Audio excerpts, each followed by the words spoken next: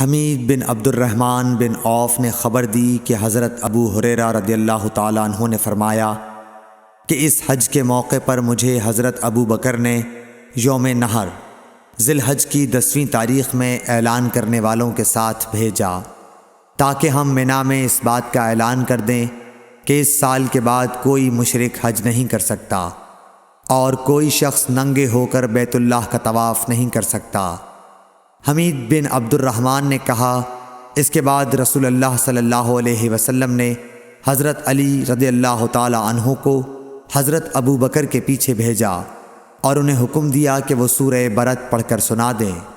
اور اس کے مضامین کا عام اعلان کر دیں۔